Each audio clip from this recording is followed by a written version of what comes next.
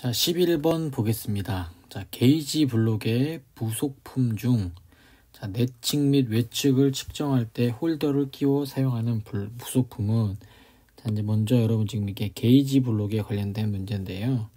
자, 이 게이지 블록에는 이 내측 및 외측을 측정할 때 사용하는 홀더에 끼워 사용하는 부속품은 자, 일단 정답부터 말씀드리면 둥근형 조입니다. 둥근형 조. 자, 여기 보시면 자, 둥근형 조는 우리가 게이지 블록의 부속품 중 내측, 외측을 측정할 때 여기 내측, 외측을 측정할 때 홀더에 끼워 사용하는 부속품입니다. 이게 바로 이제 둥근형 조인데요. 자, 그리고 이제 부속품 중에 보면 이런 것들이 있어요. 센터 포인트. 자, 원을 그릴 때 중심을 지지하며 끝이 60도로 되어 있어서 나사선을 검사할 때 사용하는 거. 그 다음에 이제 우리 이제 베이스 블록, 금긋기 작업이나 높이를 측정할 때 홀더와 함께 사용하는 거. 그 다음에 이제 요것도 시험 문제 많이 나오는데 나이프 엣지가 있습니다. 자, 나이프 엣지는 측정하려는 면에 대고 반대쪽에서 이 새어나오는 빛, 이게 중요합니다. 나이프 엣지는 자, 새어나오는 빛으로 이 틈새를 판단하여 면의 직각도, 평면도를 검사하는 거. 자, 나이프 엣지는 중요하니까 꼭 암기해 두시고, 자, 나이프 엣지의 핵심 키워드는 새어나오는 빛입니다. 자, 이 새어나오는 빛으로 틈새를 판단해서 뭘 검사하냐? 바로 이렇게 직각도, 평면도를 검사하는데 사용되는 게 나이프 엣지입니다. 자, 그러면 한번 보시면, 자, 여기서부터, 자, 이제 우리가 여기 보시면 이게 이제 블록 게이지예요. 이제 블록 게이지인데 이런 블록 게이지에 사용하는 부속 장치가 있는데 자, 먼저 여기에 보시면 지금 이제 이렇게 우리가 이제 둥근형 조가 있습니다. 둥근형 조. 둥근형 조는 내측 및 외측을 측정할 때 홀더에 끼워 사용하는 게 둥근형 조고 그 다음에 이제 아까 말했던 블록 이게 이제 평행조예요. 평행조. 내측 및 외측을 측정할 때 홀더에 끼워 사용하는 거. 여기가 이제 평행조고, 그 다음에 이제 아까 보시면, 이제 우리가 스크라이퍼 포인트도 있어요. 스크라이퍼 포인터. 자, 여기 보시면 베이스 블록과 함께 홀더에 끼워 정밀 금긋기 작업할 때 사용하는 게, 여기에 이제 여기에 금긋기 할 때 이렇게 사용하겠죠. 자, 이게 스크라이퍼 포인트고, 그 다음에 이제 홀더가 있어요. 홀더. 블록 게이지를 끼워서 내측 및 외측을 측정할 때 사용하는 기타 부속품인데 이제 이렇게 생겼습니다. 홀더가. 자, 그 다음에 이제 아까 이제 우리가 나오는 보기에 나오는 센터 포인트가 있어요. 원을 그릴 때. 자, 센터 포인트는 이 원을 그릴 때 사용합니다. 중심을 지지하며 끝이 이렇게 60도가 되어 있습니다. 자, 그 다음에 이제 우리가 베이스 블록. 금긋기 작업할 때 높이를 측정할 때 홀더 사용하고 그 다음에 이제 제가 문제에 많이 나오는 나이프 엣지가 있어요. 자, 엣지는 자, 이런 모양으로 생겼는데 자, 나이프 엣지는 빛이 새어 나오는 곳으로 틈새를 판단하고 얘는 반드시 기억해 면의 진직도, 평면도를 검사한다. 자, 얘는 중요한 게 면의 진직도. 우리가 진직도하고 평면도. 이 평면도를 검사하게 되어 있습니다. 중요하니까 꼭 기억해 주시고요. 자, 다시 돌아가서 그래서 정답은 자, 11번에 1번 둥근형 조가 되겠습니다. 자, 그 다음에 이제 12번 보겠습니다. 12번.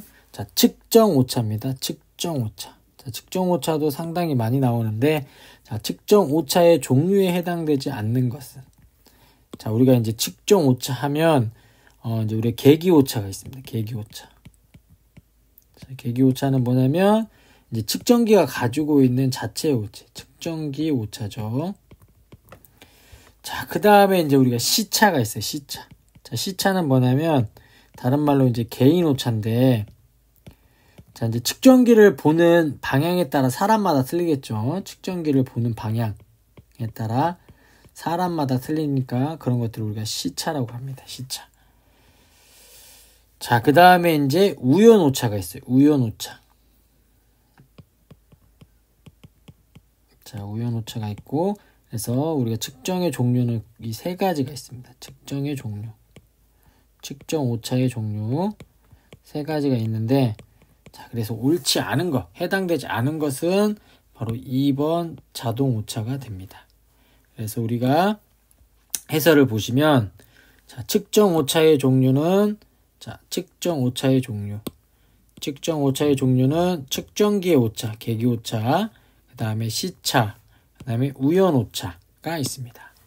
자, 뭐 측정기의 구조라든지 압력, 온도, 측정기 마모에 따른 오차를 우리가 측정기의 오차, 계기 오차라고 하고, 그 다음에 이제 시차는 개인 오차로 측정자 부주의 때문에 생기는 오차, 그 다음에 측정자 눈의 위치에 따라 눈금의 일근값의 오차가 생기는 거, 자, 개인적인 거, 이게 시차고, 그 다음에 우연 오차는 기계에서 발생하는 뭐 소음이나 진동 등과 같은 주위 환경에서 오는 오차, 이게 바로 우연 오차가 되겠습니다. 그래서 이 세 개는 측정 오차의 종류, 여러분들 꼭 기억해 주시기 바랍니다. 자, 그래서 12번의 정답은 2번 자동 오차가 되겠습니다. 자, 그 다음에 이제 13번 보겠습니다. 자, 일반적인 버니어 캘리퍼스입니다. 이 버니어 캘리퍼스로 측정할 수 없는 것은, 자, 딱 봐도 여러분들 보시면 정답은 1번 나사의 유효지름입니다. 자, 나사의 유효지름은 측정기로 측정할 수가 없어요. 그래서 나사의 유효지름은 뭘로 측정할 수 있냐? 삼침법, 가장 정확한 삼침법. 그 다음에 이제 광학적인 방법으로 공구 현미경, 광학적인 방법으로 이제 공구 현미경이 있고, 자, 공구 현미경이 있고, 그 다음에 뭐가 있냐면 바로 이제 나사 마이크로미터, 나사 마이크로미터가 있죠. 이 세 가지가 있습니다. 삼침법, 광학적인 방법, 나사 마이크로미터. 자, 그래서 나사의 유효지름 측정 방법도 여러분들이 기억해 놓으셔야 돼요. 왜냐하면 문제로 뭐가 있냐면 다음 중 나사의 유효지름 측정 방법이 아닌 것은 해가지고 나오는 경우도 많이 있습니다. 그래서 여러분들 보시면, 자, 나사의 유효지름 측정은 나사 마이크로미터, 삼침법, 광학적인 방법, 공구 현미경이나 뭐 투영기로, 이것도 상당히 많이 나오니까 여러분들 기억해 주시고, 자, 이제 버니어 캘리퍼스로 측정할 수 있는 건 뭐가 있냐면, 자, 여기 보시면, 자, 이게 일반적인 이제 버니어 캘리퍼스인데, 첫 번째로 우리가 이제 외측을 측정할 수 있어요. 외측. 자, 외측 측정할 수 있고, 그 다음에 이제 여기 이 내측조로 내측을 측정할 수 있습니다. 여기 보면 이제 이 외측조. 자, 외측조로 외측을 측정하고, 이 내측조로 내측을 측정할 수가 있습니다. 그 다음에 이제 뭐가 있냐면 단차를 측정할 수 있고, 그 다음에 우리 깊이바로, 깊이를 측정할 수가 있습니다. 이게 깊이반대, 깊이바로. 그래서 버니어 캘리퍼스는 외측, 내측, 단차, 깊이를 측정할 수가 있습니다. 그래서 문제를 보시면, 자, 지름이 30cm인 둥근 봉의 바깥지름 당연히 측정할 수 있죠. 그리고 지름이 35인 파이프의 안지름, 자, 내측, 외측. 그 다음에 두께가 10mm인 철판의 두께 당연히 측정할 수 있습니다. 자, 여기서 잠깐 우리가 이제 두께가 10mm다. 두께가 10mm다. 어떻게 치수 보조 기호를 써서 나타내죠? 바로 T10 이렇게 쓸 수 있습니다. 이것도 기억해 주시고, 자, 그래서 13번의 가장 중요한 것, 나사의 유효지름 측정 방법 세 가지, 삼침법, 광학적인 방법, 나사 마이크로미터에 의한 방법. 그래서 버니어 캘리퍼스로 측정할 수 없는 것은 나사의 유효지름.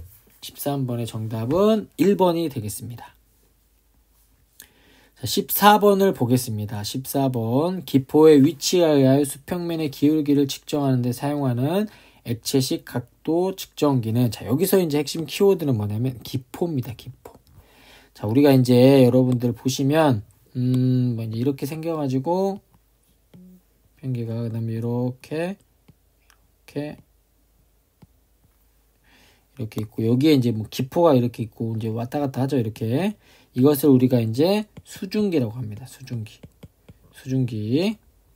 자, 그래서 정답은 바로 액체지각 수증기인데, 자, 수증기의 해설을 보시면, 자, 보면 기포의 내 기포 위치에 의하여 수평면의 기울기를 측정하는 데 사용되는 액체식 각도 측정기로, 여기서 이제 가장 핵심 키워드는 기포입니다. 기포. 그래서 뭐 기계의 조립, 설치, 수평, 수직을 조사할 때 사용하는 거고, 자, 그 다음에 이제 우리 사인바는 제가 반드시 얘기하는데 각도를 측정할 수 있고, 그 다음에 MPL식 각도기도 콤비네이션 세트도 필요할 수가 있습니다. 자, 여기서 문제를 또 다르게도 낼 수 있겠죠. 자, 다음 중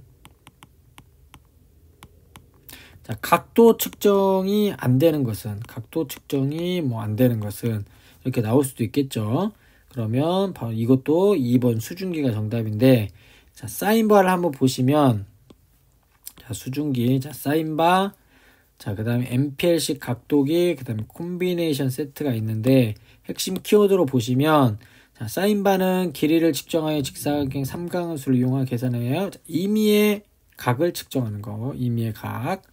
그 다음에 MPL식 각도기는 길이가 90mm, 폭이 15m의 측정을 가진 쇠기형 열처리된 블록으로 6초, 18초 이렇게 쭉 있는데, 여기는 보면 이제 이게 중요해요. 뭐가 있냐면 1도, 3도, 뭐 9도, 27도, 41도의 각도를 12개의 게이지로 한 조로 사용한다. 이게 MPL식 각도기고, 여러분도 아마 모양은, 자, 여러분도 모양은 인터넷에 한번 쳐보면 나올 겁니다.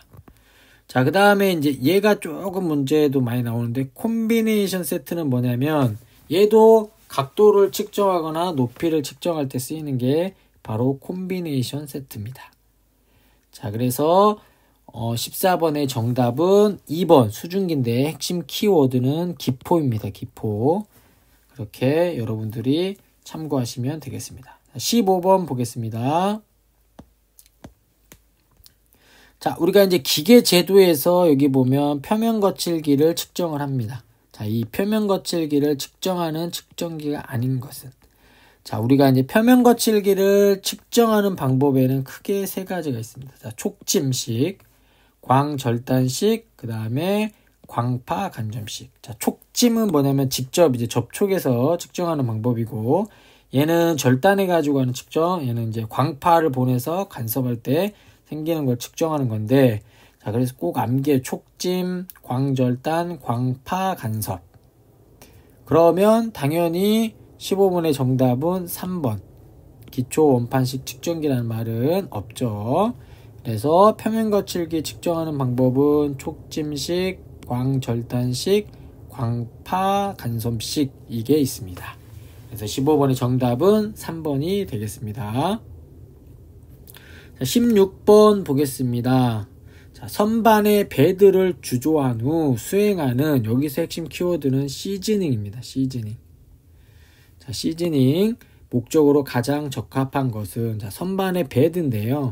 자, 선반을 지금 밑에 그림이 있는데, 배드는 어떤 게 배드냐면 지금 여기 부분에 있는 거.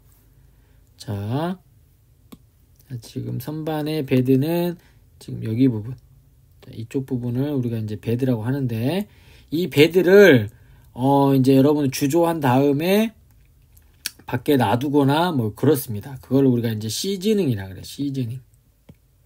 자, 시즈닝인데, 자, 이 시즈닝이 하는 가장 큰 목적은 뭐냐면 바로 내부 응력을 제거하는 겁니다. 내부 응력. 자, 비도 맞게 해주고 막 그래가지고 놔두거든요. 그래서 우리가 내부 응력 제거할 때 시즈닝의 목적, 가장 큰 목적은 내부 응력을 제거하는 겁니다. 그래서 여기 보시면, 자, 주물 재료의 시즈닝 목적은 주조 시 발생한 내부 응력을 제거하기 위함이다. 자, 그래서 시즈닝. 자, 거꾸로 나올 수도 있어요. 다음 중 주조한 다음에 내부 응력을 제거하기 위해서 실시하는 것은 무엇인가? 그렇게 문제가 나올 수도 있습니다. 그래서 우리가 시즈닝이고, 정답은 1번 내부 응력 제거가 되겠습니다. 자, 그래서 16번의 정답은 1번인데, 자, 거기 4번에 보면 우리가 표면 경도 향상 이렇게 돼 있는데, 얘는 그래서 무슨 열처리를 하냐면 표면만 경화시키는 표면 경화 열처리를 합니다. 그래서 표면 경화 열처리에는 뭐 침탄법이 있고, 그 다음에 이제 지라법, 그 다음에 두 개 같이 하는 청합법, 그 다음에 이제 고주파 경화법, 그 다음에 이제 화염 경화법, 이런 것들이 표면 경화법입니다. 이것도 좀 여러분들 일반 열처리하고 비교해서 암기를 해 주셔야 돼요. 자, 그래서 16번의 정답은 1번이 되겠습니다. 자, 17번을 보겠습니다. 17번. 자, 다음 그림에서 기역은, 자, 선반의 부속장치 중 무엇인가? 자, 선반의 부속장치. 자, 우리가 이제 이게 이제 선반의 부속장치입니다. 선반의 우리가 부속장치.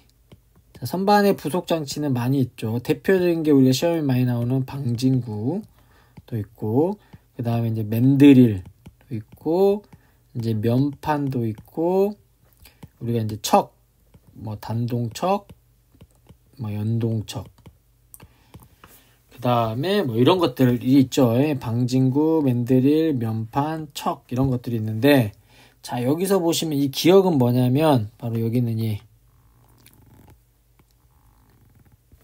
자, 우리가 이제 얘는 면판이 되겠습니다. 면판. 자, 그래서 면판. 자, 면판은 이제 우리가 척으로 고정할 수 없고, 예를 들어 여기 보시면 면판은 우리가 이제 척으로 고정할 수 없는 대형 공작물이나 복잡한 형상을 면판에 고정시키고 회전을 시켜서 가공할 수가 있습니다. 자, 대형 공작물이나 복잡한 형상. 자, 그래서 뭐 공작물이 중심의 무게의 균형이 맞지 않을 때는 우리가 균형추를 사용합니다. 여기 보면 지금 균형추가 있잖아요. 네? 중심이 안 맞으니까. 그래서 그럴 때 균형추를 사용하게 됩니다. 자, 그리고 여기서 또 하나 중요한 게 이제 우리가 선반과 밀링의 부속 장치를 조금 비교를 해야 돼요. 자, 선반하고 밀링의 부속 장치. 자, 선반의 부속 장치는 보신 것처럼 방진구, 맨드릴, 센터, 면판, 뭐 돌림판과 돌리개, 척, 이런 것도 있고, 밀링에는 뭐가 있냐면 분할대, 바이스, 뭐 회전 테이블, 슬로팅 장치, 이런 것들이 있습니다. 그래서 두 개 비교해서 나오는 것들로 문제도 있으니까 보시고, 그래서 17번은 면판이 되겠습니다. 1번. 자, 18번 보겠습니다. 자, 18번. 자, 우리가 선반의 크기. 자, 우리가 이제 이 범용 선반의 크기를 나타낼 때 적합하지 않은 것이라고 되어 있습니다. 자, 우리가 이제 선반이 작은 것도 있고 큰 것도 있는데 얘의 크기를 어떻게 나타내냐. 자, 그래서 해설을 먼저 보시면, 자, 선반에서 크기를 나타내는 방법은 첫 번째로, 자, 베드상의 최대 스윙, 그 다음에 양 센터 간의 최대 거리, 그 다음에 왕복대 외의 스윙입니다.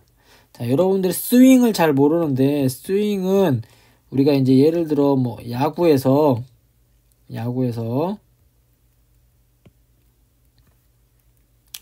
자, 야구에서 보시면 야구에서 자, 이런 이제 배트를 가지고 당기죠. 그래서 이렇게 한 바퀴 돌고 이런 걸 우리가 스윙이라고 하는데, 자, 쉽게 말하면, 자, 배드상의 최대 스윙은 뭐냐면, 자, 얘가 배드입니다. 얘가 배드인데, 이 배드에서 여기에는 공작물을 물릴 건데, 이렇게 큰 것도 물리고 작은 것도 물리는데, 자, 그래서 지워보면, 자, 여기 보면 이제 회전할 수 있는 거리, 스윙, 이게 B죠. 여기가 지금 이게 바로 배드상의 스윙입니다. 그 다음에 이제 왕복대 위의 스윙은 이게 이제 왕복대 위거든요. 자, 왕복대 위에서 얼만큼 돌아갈 수 있냐, 공작물이 그 스윙이고. 그 다음에 여기 보면 양 센터, 지금 여기 척에 있는 센터하고 심압대에 있는 센터의 거리를 나타내서 예를 들어 얼마나 긴 공작물을 가공할 수 있을까를 나타낼 때 사용하게 되죠. 그래서 보통 선반의 크기를 나타내는 것은 베드 위의 스윙, 양 센터 간의 최대 거리, 왕복대 위의 스윙, 이것으로 나눕니다. 그래서 얘를 측면에서 보시면, 자, 일단 보면 여기 지금 베드상의 스윙이 이렇게 돌아가겠죠. 이렇게 베드가 지금 여기 지금 해칭해 놓은 게 베드입니다. 해칭. 자, 자, 이게 베드인데, 베드. 얘 돌아가는 스윙. 이게 베드상의 스윙이고, 그 다음에 여기에는 이제 왕복대 위의 스윙. 왕복대 위의 스윙이 되겠죠. 그래서, 자, 보통 선반의 크기를 나타내는 건 첫 번째. 자, 베드상의 최대 스윙이고, 두 번째, 양 센터 간의 거리입니다. 양 센터 거리. 자, 세 번째, 왕복대 위의 스윙. 자, 왕복대의 스윙. 이렇게 보통 선반의 크기를 나타냅니다. 자, 그래서 18번의 정답은 바로 4번. 공작물을 물릴 수 있는 척의 크기는 선반의 크기를 나타내지 않고 요 3개는 선반의 크기를 나타냅니다. 그래서 18번의 정답은 4번이 되겠습니다. 그럼 여기서 이제 여러분들 또 뭘 참고로 봐야 되면, 선반을 봤으면 이제 자, 우리가 이제 밀링의 크기도 어떻게 나타내는지도, 밀링의 크기. 자, 이제 제 책에 나와 있으니까 이것은 여러분 숙제로 한번 내주겠습니다. 밀링의 크기는 어떻게 나타나는지 한번 알아보시면 되겠습니다. 자, 19번 보겠습니다. 자, 19번. 자, 다음 중 보통 선반의 심압대 대신, 이게 중요해요. 이게 핵심 키워드입니다. 심압대 대신. 자, 보통 선반의 반대쪽에, 척의 반대쪽에 보면 심압대가 있습니다. 예를 들어 방금 전에 그림을 보시면, 자, 지우고, 자, 여기 지금 이게 척이 있는데, 척의 반대쪽에 이렇게 심압대가 있습니다. 심압대. 자, 심압대가 있는데, 지금 19번의 문제를 보면, 자, 심압대 대신, 자, 뭘 놓는다? 여기 보면 이게 중요해요. 회전 공구대를 사용하여 여러 가지 절삭 공구를 공정에 맞게 설치하여 간단한 부품을 대량 생산한다. 자, 이 회전 공구대를 우리가 영어로 터릿이라고 합니다. 터릿. 그래서 우리가 정답은 얘는 이제 터릿 선반이 됩니다. 터릿 선반. 자, 심압대 대신에 자, 회전 공구대를 사용한다. 대량 생산한다. 이게 터릿 선반인데, 자, 그래서 선반을 보시면, 자, 터릿 선반, 보통 선반에 뭐 대신에 심압대 대신에 터릿이라는 회전 공구대를 설치해서 이제 간단한 부품을 대량 생산하는 거고, 그 다음에 이제 여러분 중요한 게 차축 선반입니다. 차축. 자, 핵심 키워드만 좀 알아두세요. 얘는 기차의 차축이라고 꼭 나와요. 기차의 차축. 그 다음에 차륜 선반. 차륜 선반은 기차의 바퀴. 기차의 바퀴. 그 다음에 크랭크 축 선반은 우리가 이제 크랭크 전원과 크랭크 핀을 가공하는 선반. 크랭크 축은 어디에 들어가냐면 바로 자동차 엔진에 들어가죠. 그래서 이런 선반의 종류들도 여러분들이 암기해 두시면 되겠습니다. 그래서 19번의 정답은 3번 터릿 선반이 되겠습니다. 자, 20번 보겠습니다. 자, 20번 보시면 선반의 종류별 용도랍니다. 용도. 대한 설명으로 틀린 것.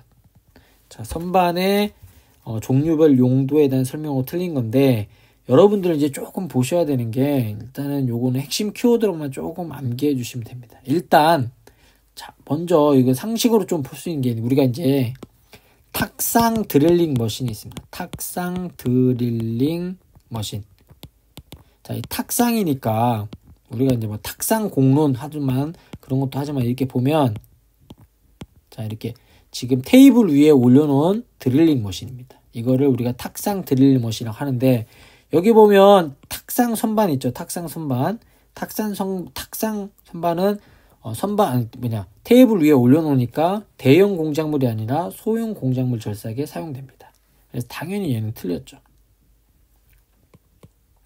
자, 그래서 해설을 보시면, 자, 여기 볼게요. 자, 탁상 선반. 자, 여기 보면 소형이라고 나왔죠. 소형 공작물 절삭에 사용된다.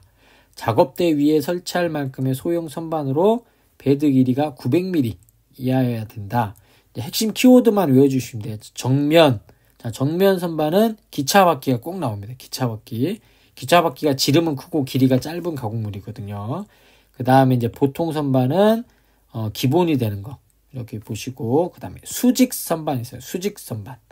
자, 수직 선반은 이게 중요해요. 대형 공작물이나 불규칙한 가공물을 가공하기도 편리하도록 척을 지면 위에 수직으로 설치한다. 그 다음에 얘는 중요한 거 지면 위에 수직으로. 자, 우리가 보통 척이 이렇게 수평으로 이렇게 돼 있거든요. 척이. 근데 이제 이렇게 여기에 이제 큰 공작물을 물리면 이게 이제 자중에 의해서 이렇게 휘어지겠죠. 그래서 이제 우리가 큰 공작물.